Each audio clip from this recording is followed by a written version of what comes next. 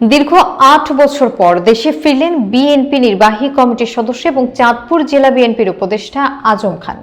আবেগ আপ্লুত কণ্ঠে জানালেন, প্রতিহিংসা নয়, প্রতিযোগিতার রাজনীতি করতে চান। বিস্তারিত থাকছে মনিরুল ইসলাম মনিরের প্রতিবেদনে। দীর্ঘ ৮ বছর পর প্রবাসে কাটিয়ে দেশে ফিরেছেন বিএনপির জাতীয় নির্বাহী কমিটির সদস্য ও চাঁদপুর জেলা বিএনপির উপদেষ্টা আজম খান।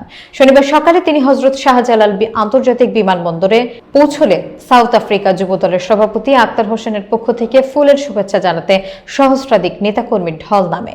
বিমানবন্দরে কান্না জড়িত কণ্ঠে আজম খান বলেন, বিগত ফ্যাসিস্ট সরকারের সময় মিথ্যা মামলায় নির্যাতনের কারণে দেশের মাটিতে আসতে পারেনি। এই কষ্ট কেবল আল্লাহই জানেন।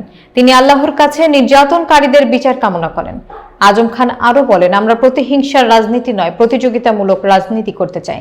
এজন্য নেতাকর্মীদের ধৈর্য ধারণেরও আহ্বান জানান।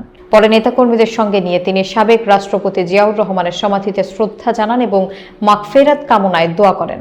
এ সময় উপস্থিত ছিলেন বিএনপি চেয়ারপারসনের উপদেষ্টা আব্দুস সালাম, শ্রমিক দলের সভাপতি আনোয়ারুজ্জামান, চাঁদপুর জেলা বিএনপির সাবেক যুগ্ম সাধারণ সম্পাদক ওয়াসিম, স্বেচ্ছাসেবক দলের সাবেক আহ্বায়ক ইব্রাহিম, কাজী জুয়েল সহ অঙ্গ সহযোগী সংগঠনের নেতাকর্মীরা।